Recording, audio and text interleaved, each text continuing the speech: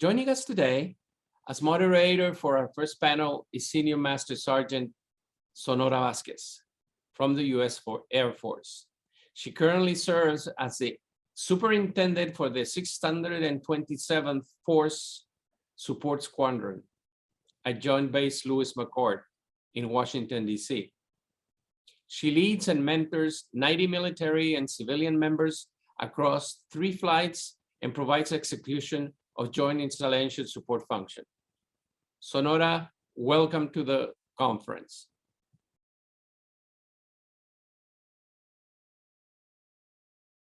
Good morning, everyone. It is an honor to moderate the symposium's first panel.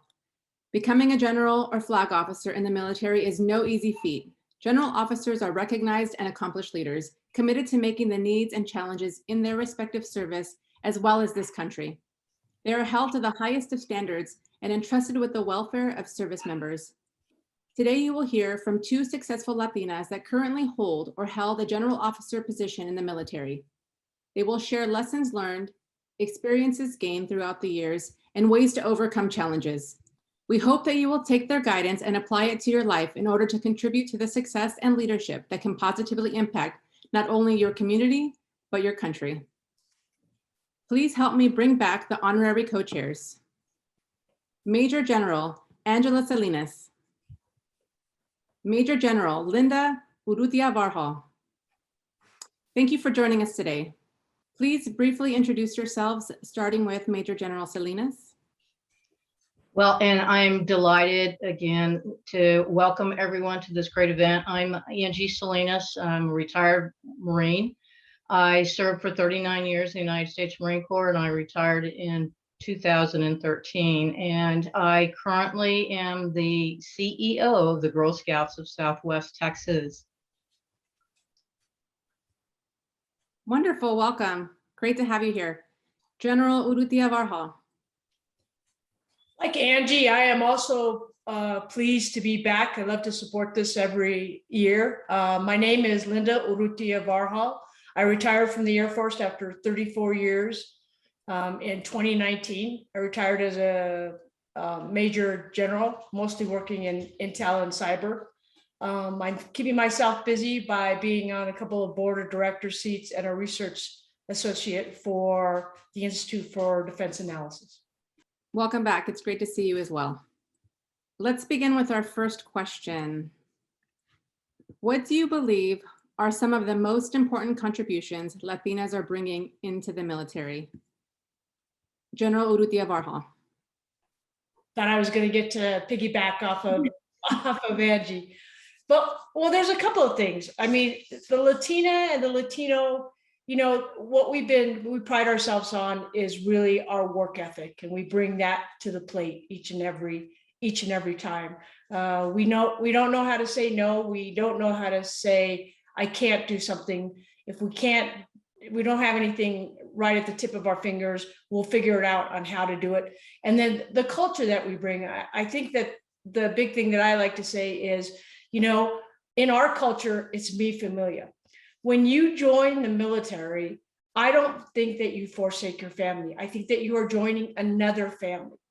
Some cultures don't necessarily bring the mi familia culture that we do, that will transpose what we've had as a family with our brothers and sisters and mom and dad, and take it into the military. Because when you join the military, especially for Latinas, you know, it has to be a family all in. Because when you go and you join and you deploy and you go here and you miss recitals, you know, it's your family that pays for it. So when you join, it is mi familia. You've just opened it up to another type of family. And then when you get out of the military, while you don't just totally step away from the military, but your family is there with open arms. So I think mi familia is a big piece that Latinas bring to the military. Absolutely. General Salinas? Wow, I'm not sure I can add much to that, Linda. That was a great response. And I think also, you know, we bring this great, you know, it's a diversity of thought. And I think more importantly, like Linda said, I think we tend to be a little bit more like inclusive, because we do represent, you look at pictures of us when we're in uniform, there's a real likelihood that in those pictures are not only our moms and our dads and our spouses and our children, but they're probably the tios and the tias and the abuelitas and the abuelitos, because we're such an extended family. And I think being able to bring in that sense of belongingness is really what brings us this cohesiveness, is that adds, enriches a unit, because that's really what you're trying to do, is find that common ground to unite you. And I think that's what we do when we bring in the culture, like Linda said. Great responses. I agree. My next question, and I will start with General Salinas. What challenges did you face as a Latina while in the military? That's a great question. I'm sure Linda will probably have some great stories too. Interesting for me, when I came in, which was a really long time ago, no one really noticed that I was a Latina. And the military recognized foremost was the fact that I was a woman. And that was the part that really stood out. And wherever I went, I tended to be one of only a handful of women. When I joined the Marine Corps in 1974, there were almost 175,000 Marines, and less than 2,000 of them were women. And it wasn't until I was probably a young captain that I started, that somebody pointed out to me, oh, you're the senior ranking Latina in the Marine Corps. And so that was when people kind of really started to notice. But I think coming in, the idea was, just be a good Marine. And that was really my goal, not to be a good woman Marine, not to be a good Latina Marine, but just be a good Marine. But when I was a young major, probably a young lieutenant colonel, I think, we have an epiphany. And that's really when I had an opportunity to see that I represented, that people, none of us want to say I'm the role model, but then I realized that people noticed because there weren't anyone for me to look up to and to notice.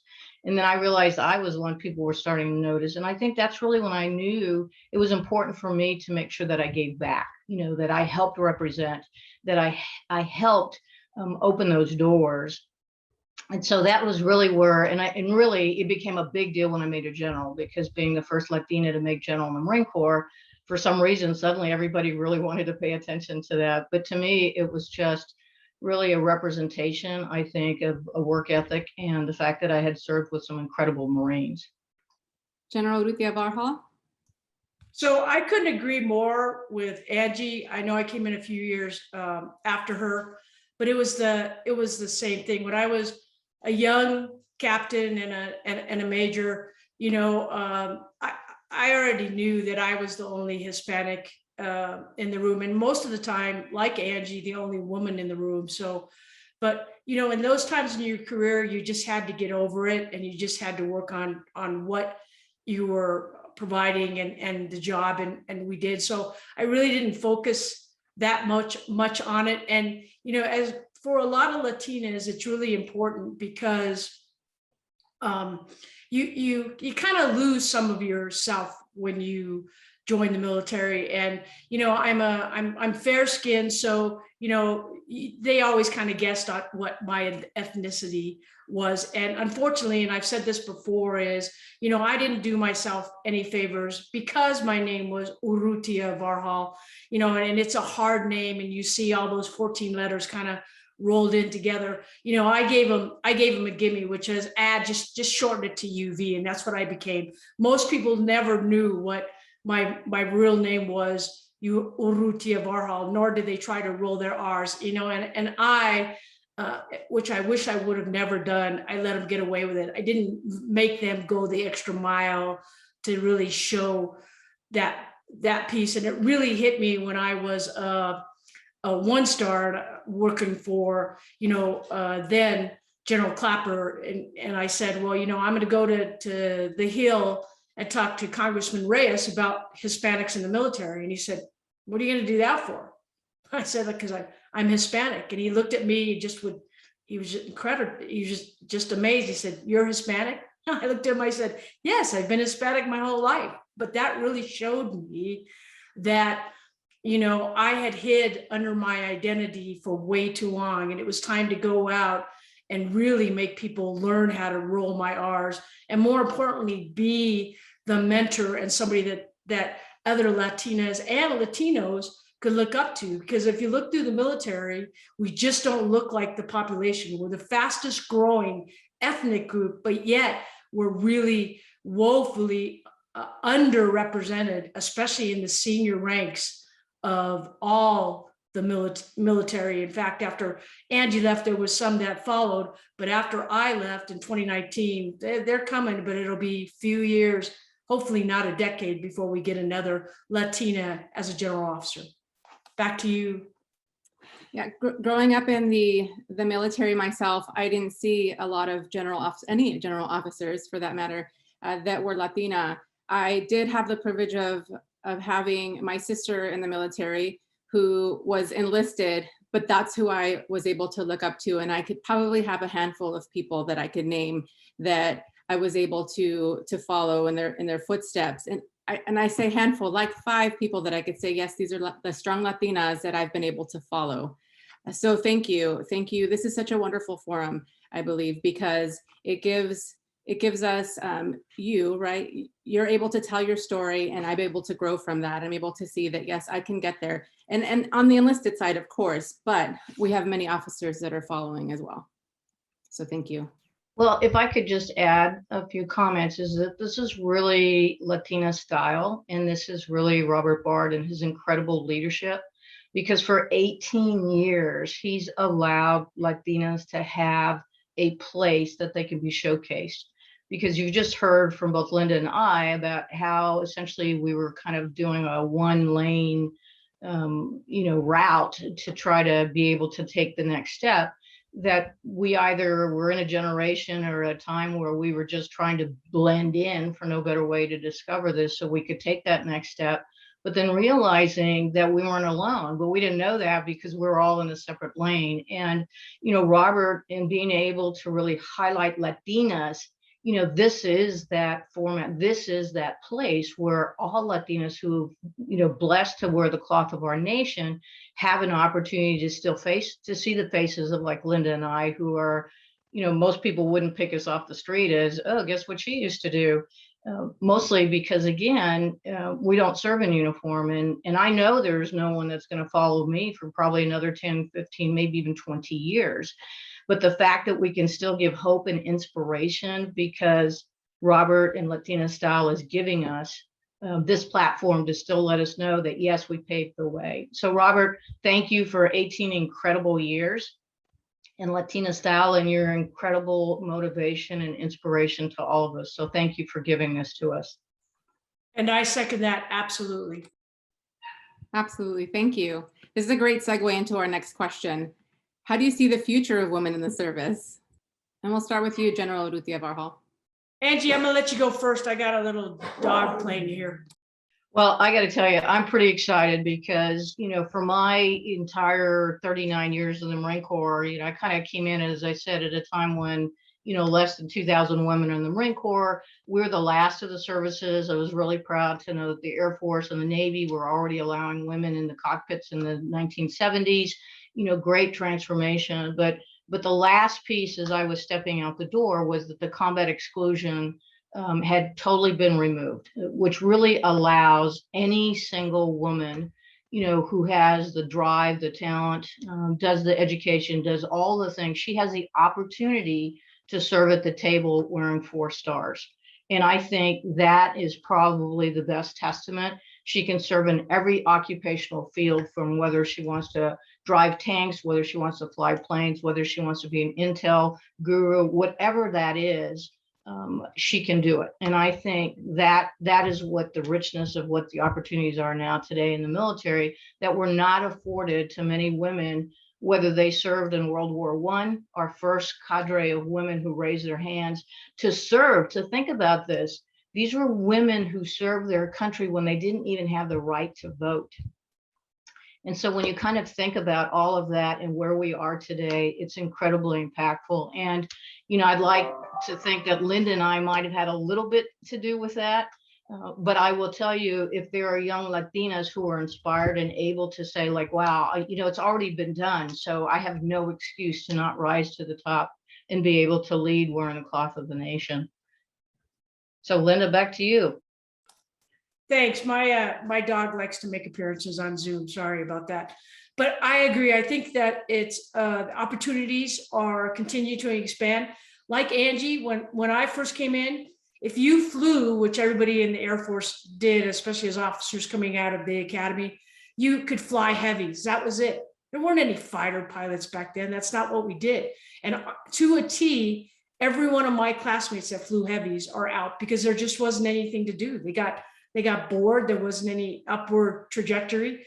And lucky for me, I was a little short to fly, and I opened a whole brand new world for intelligence where, there's a lot of women in intelligence, whether it be Tish Long, whether it be Sue Gordon, that are just great Americans, and, that you can kind of have a mentor for a woman. No, not really Latinas, but you could have them for women. So the opportunities are really just phenomenal for what they can do. And even with the Army and the women becoming Rangers, I mean, it's just amazing. And I think this last year has seen a bit of a turn, and I have to admit, not as much of a turn as I'd like to see, is really focusing on men and women of color.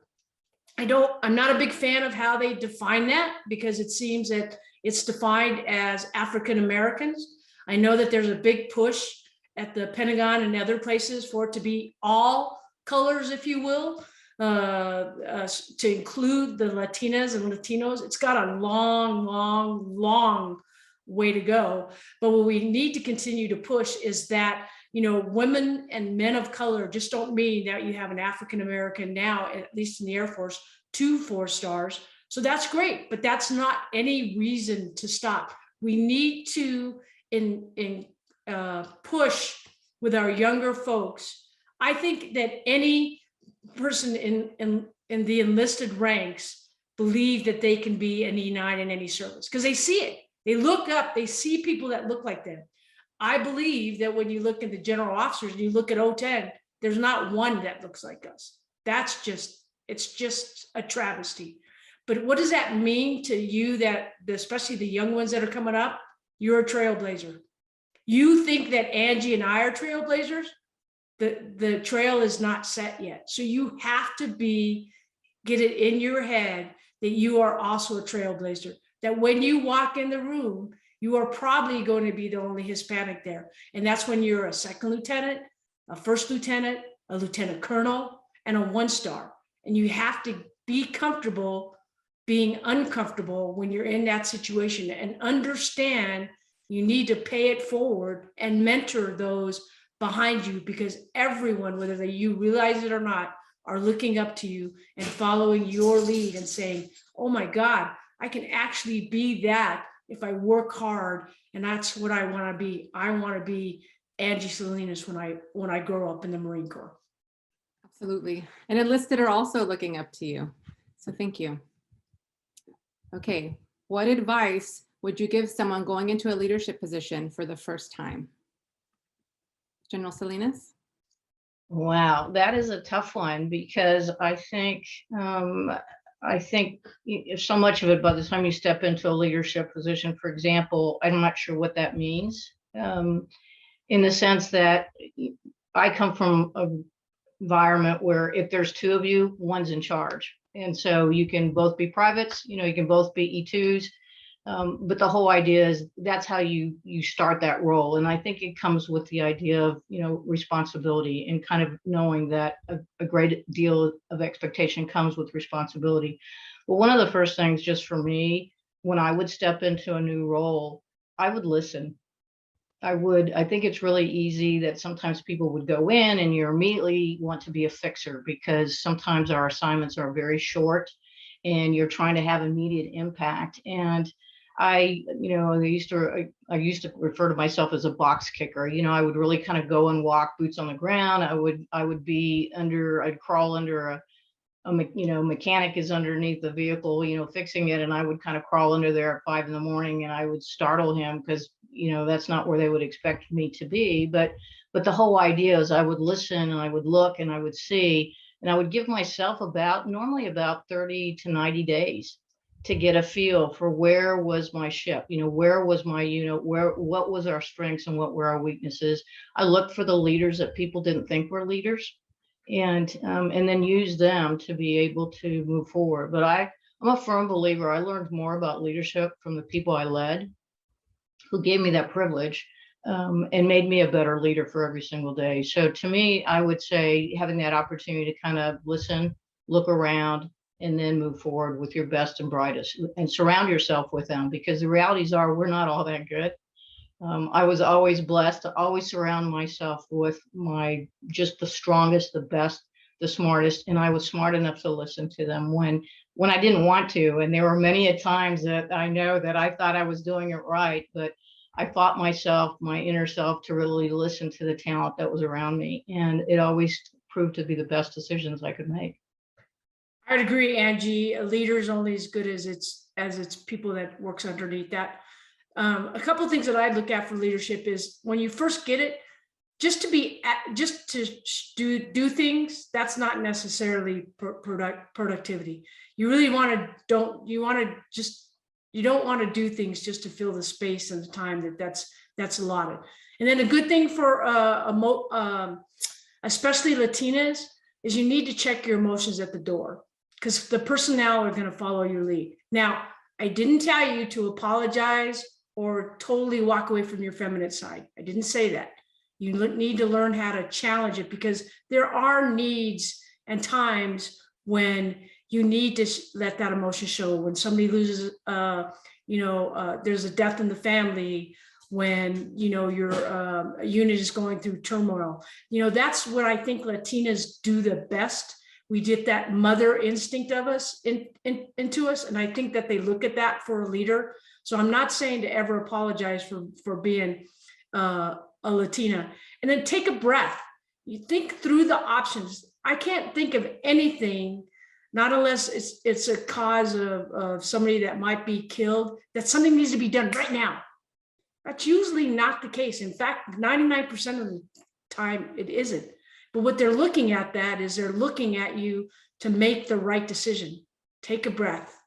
Think about it for a minute. Think through your options, because you need to give yourself time to think, time to smell the roses. That's one thing leaders don't do. Like they go, oh, I'm not too busy. I'm not going to the gym. Why? Because if I go to the gym and I go to the gym from 11 to 12, that means I'm going to stay in the office from 7 to 8. That's usually what happens. But you need to work your way into to give yourself time to think and smell the roses. And then the last thing is prioritize. Prioritize for yourself and realize not everything is a priority. Everybody looks at you to make the decision. That's what makes the leader, is what is the priority? Because you don't want them like kids chasing soccer balls, going here, going there, because those leaders, you just get unit fatigue because they get tired of chasing the soccer ball all over the place. Give them a priority, tell them where to go, and then compliment them and join them in the fight to whatever they're doing. They love to see a leader that rolls up their sleeves and jumps in, even if it's as easy as cleaning the bathroom, vacuuming the floor. I mean, they would never expect leaders to do that, but the respect that you get from them, that you're willing to be the leader, but you're also willing to roll up your sleeves and get your hands dirty, that really gives, I believe, your subordinates a chance to say, well, wow, they're really willing to really do the dirty work with this. They don't just want to stand up there and, point their fingers and tell you to go this way or that way. Those are the kind of leaders that I respected the most when I was going through my career. So many good tips. I often hear, I'm too busy. I'm too busy. I have to do all these things. I can't stop here, right? But if we don't stop to take a knee to take care of ourselves, we can't take care of other people, right? Like if we're not okay, we're not going to be able to help others. And my other tip that I loved was we just don't get here alone, right? You had a team that helped you on the way, and that's great. And to go back to that too is, I can't tell you, and I'm sure Angie's the same way, how much leave I gave back to the government because I didn't use it. that's bad. You do need to take care of yourself. You need to take leave, because when you're the leader, everybody watches you. They watch do you put your hat on right away? Do you put your seatbelt on? Do you take leave? Do you go to your daughter's recital and say, oh no, I got to stay at the office? Everybody watches your every move. And what they want to do is they want to emulate. They don't do it to be bad. They do it so that they can emulate and be the leader that they respect and they watch. So just remember that and have that in the back of your mind, that they're watching what you do for a good reason. So take that leave. Never give leave back to the government, because Angie and I gave enough leave to probably choke a horse. All right, last question. We have about 5 more minutes. What or who do you contribute your success to, and what is the importance of mentorship? Major Salinas. So this probably is so much in our culture, but I really have to credit my mother. I will tell you, 4th grade education really didn't, give us anything but an incredible work ethic and this sense of responsibility and this sense of taking pride. But Robert will probably remember some funny stories about my mom, that she never quite grasped this whole idea of me being a Marine, because she'd always wanted me to be a lawyer. And throughout, every time I'd get promoted and move on, I'd say, hey, Mom, we're the first one to do this or the first one to do that. And she'd say, oh, that's nice, Mahita. But she never really would grasp, the concept of it. But I always found with her this inner strength. And once when I was thinking about getting out of the military, I got to 20 years, I was a Latina, I'd been very successful, but I just thought it was time to mosey along. And so I had gone for a job interview. I came home and I said, hey, Mom, I think I'm going to do this. And, she had moved in with me. And so she kind of leaned over, took my hand, and she said, oh, Mijita, you don't know how to do anything. And, I kind of sat back, I was taken back, said, well, oh my God, Mom, I'm a Marine. And, now, I'm really talented and I can do all these things. And she said, no, this is in your heart. You wake up as a Marine. This is what you live. This is your family. This is everything that you believe in. And you should do this for as long as you can, because you're not always going to be able to wear the cloth of the nation. And so she gave me another 19 years because it made sense to me. And so I think her strength, her resilience, I saw her, lose so many of her family members. I saw her just endure such tragedy in her life. And yet she gave me such resilience. And so just a great inspiration. And I think every time that I would think I can't do it or I couldn't do it, I would just think of her, or she would just smile at me. And so I just think we all have that one root that we hope to be able to pass on. So I'm very blessed to have had my mom. For me, it was my mom and my dad. My mom also got out after 8th grade education, but she's one of the smartest persons I know. She got out to take care of her 4 brothers and sisters. She was the oldest. And when they got married, I had myself and my 3 brothers. She got out to be a stay-at-home mom, always there to make lunch, always there to encourage us. It was really hard for my mom and dad. I was the only girl, but yet I'm the one that said, hey, I want to go to the military. And my mom and dad are like in shock. I've never had anybody in the military in my family that didn't serve, that wasn't drafted. And then, when I went to the academy, it was even a big shock, as, they would stand up on the wall with their binoculars and watch, this little 5'2", daughter being taken out of, walking on the white strips to be yelled at. I was surprised my dad didn't come over the wall. But, with my mom, it's always the one that gives me the best decision. And mine was way early. It was when I was a junior at the academy. You could serve all the way till your first day as a junior and not give time back. And we went to a restaurant and I told my mom, I said, nope, I'm not going back. Didn't say a word. Stopped out for a minute. And then she said, you watch the academy graduation every year, don't you? I said, yeah. I said, I watch it every year. She said, okay. Fast forward, May 30th, 1984. can you sit in front of the television and and watch them throw their hat up at the end of the graduation?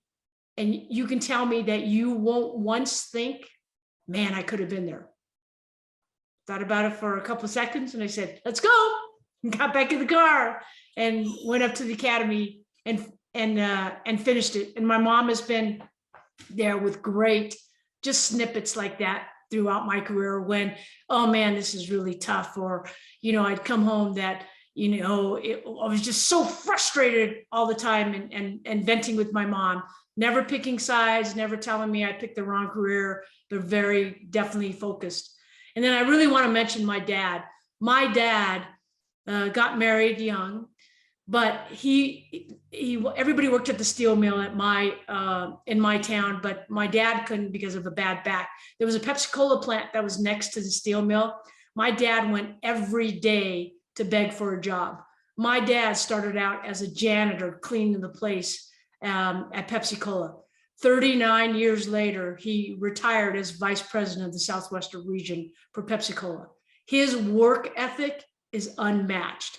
So to have that work ethic of my father and then retiring at 59, which I want to tell you, I beat by a year. I was pretty happy about that.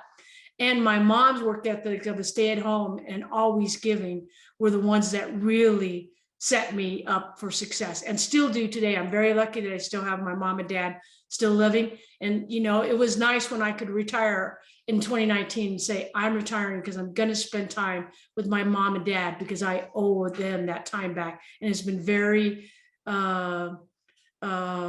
nice for me and to give back to my family for everything, all those times I missed over my 34 years.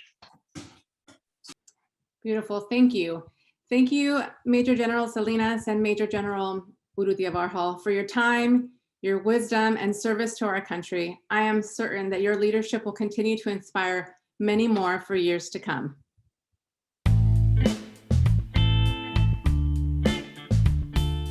I personally have the opportunity on a programmatic level to try to assist the overall organization by increasing the awareness of the relevant skills that come from the veteran community.